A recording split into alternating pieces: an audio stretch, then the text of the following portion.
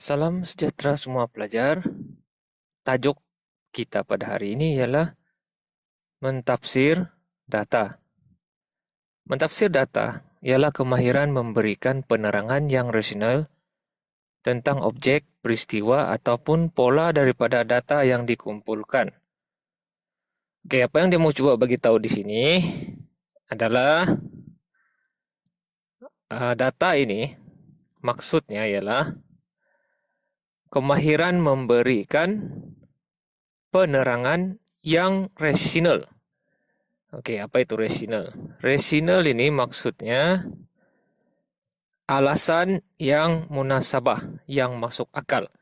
Maksudnya kita memberikan penerangan, kita menjelaskan sesuatu itu, perkara itu dengan penjelasan yang rasional, yang masuk akal lah, yang munasabah, yang boleh diterima oleh akal lah. Oke. Tentang objek benda-benda tuh, tentang peristiwa, kejadian. Peristiwa ini maksudnya kejadian yang berlaku. Pola maksudnya corak ataupun apa-apa saja yang bertambah kah, atau yang berkurang kah, ataupun yang sama kah. Daripada data yang dikumpulkan.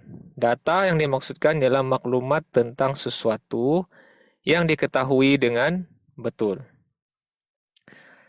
Jadi secara ringkasnya dia cakap di sini, mentafsir data ini adalah kita boleh menjelaskan maklumat yang diperolehi. Oke. Jadi cikgu jelaskan guna buku teks sajalah. Oke, contohnya, Faris dan rakan-rakannya membina 3 tempat makan burung. Bilangan burung yang datang direkodkan seperti dalam jadwal di bawah. Oke, jadi dia rekodlah nih. Ada 3 tempat makan burung, A, B, dan C. Jadi bila dorang rekod tuh, dorang kumpul maklumat, maksudnya buat pemerhatian lah. Bila dorang kumpul maklumat, dorang dapatlah yang ini dalam jadwal nih. Oke, ada 3 tempat makan, ada 5 hari, dan setiap hari itu mereka akan ambil yang A itu makan berapa, B makan berapa. Kemudian dorang kumpul sampailah hari ke-5 dan mereka jumlahkan. Oke, itu pemerhatian. Mereka mengumpul maklumat kan. Mentafsir data ini ialah kita guna maklumat yang kita ada sini ini, kita jelaskan tentang pemerhatian itu.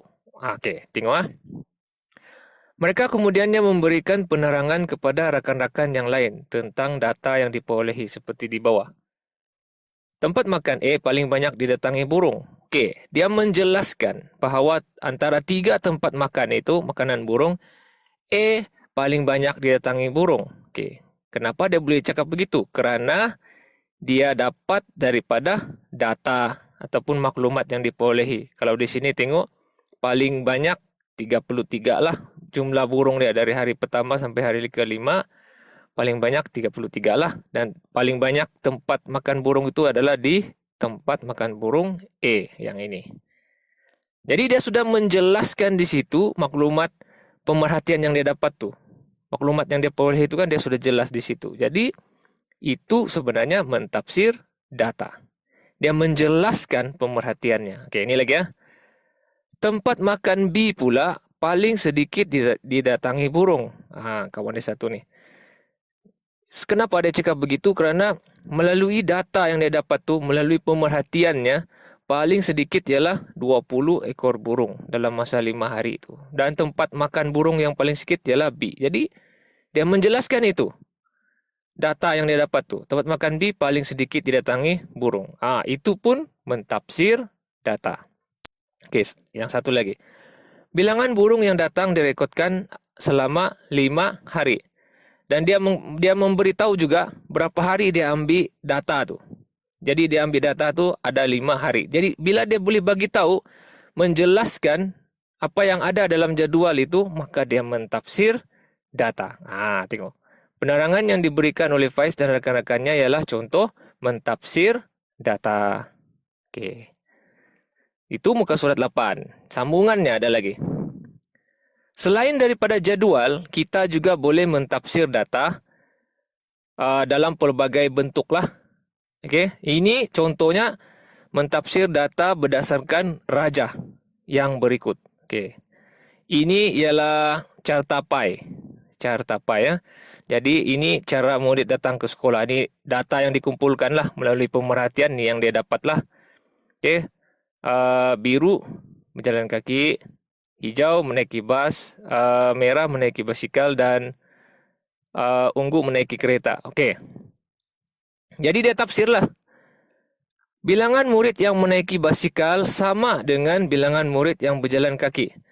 Ini dan ini sama. Jadi bila dia boleh mentafsir, maka dia telah ada kemahiran mentafsir data. Kemudian ada soalan lagi. Katakan orang tanya, okey, apakah cara utama murid datang ke sekolah? Jadi kita tengok sini, mana yang paling banyak? Oh, yang paling banyak dalam carta pie, bahagian yang paling besar ialah menaiki bas. Jadi, kalau kita boleh jawab macam gini, cara utama murid datang ke sekolah adalah dengan menaiki bas. Kita juga telah mentafsir data. Kerana kita boleh bagi tahu jawapan tu. Kita boleh menjelaskan, okey, pemerhatian itu. Okey, itu carta pie. Selain carta pie, ada juga dalam bentuk carta palang. Kalau kita boleh menjelaskan carta palang ini, kita sudah ada kemahiran itu. Okey, tengok Jadi, ini jarak yang dilalui. Ada 5 kereta mainan. Kemudian, dia tafsir beginilah. Tafsiran pertamanya. Jarak yang dilalui oleh kereta mainan A adalah paling jauh. Kenapa dia bilang paling jauh? Sebab dia dia punya jarak 50 cm dari asal kan. Dia paling jauh, yang lain-lain tu kurang dari 40. Jadi dia boleh memberitahu kita yang paling banyak di situ ialah kereta mainan A. Jadi itu pun mentafsir data. Okey, satu lagi. Tengok berapakah perbezaan jarak yang dilalui oleh kereta mainan A dan AI? A 50, I 10. Jadi beza ni kalau dalam ayat matematik ni beza ni maksudnya tolak lah. Jadi kita tolak A 50 tolak dengan I 10. Jadi bezanya ialah 10 cm. Bila kita boleh mencari jawapan itu pun daripada carta palang ini, kita pun mentafsir data. Jadi luaslah maksud mentafsir data ni. Tapi secara keseluruhannya, asal kita boleh menjelaskan pemerhatian itu, maka itu adalah mentafsir data. Tidak kiralah sama ada melalui carta kah ataupun carta palang kah, ataupun melalui ini, carta pengelasan ini. Okey? Okey, kalau ini ada 2 cara haiwan membiakkan, bertelur dan melahirkan anak. Okey. Bertelur ini haiwannya melahirkan anak ini. Okey, tafsiran datanya, buaya, ikan dan ayam bertelur, manakala gajah, kucing dan serigala melahirkan anak. Dia boleh bagi tahu yang bertelur tu haiwan apa? Kalau kita boleh bagi tahu yang melahirkan anak haiwan apa? Kalau kita boleh bagi tahu, maka kita sudah pun mentafsir data. Okey? Okey, dia tanya lagi. Berapakah cara haiwan membiak? Jadi kita tengok berapa cara. 1, bertelur. 2, melahirkan anak. Ada 2 cara haiwan membiak. Bila kita boleh jawab, maka kita sudah mentafsir data. Cukup mudah kan? Okey, itu saja untuk hari ini. Terima kasih dan selamat belajar.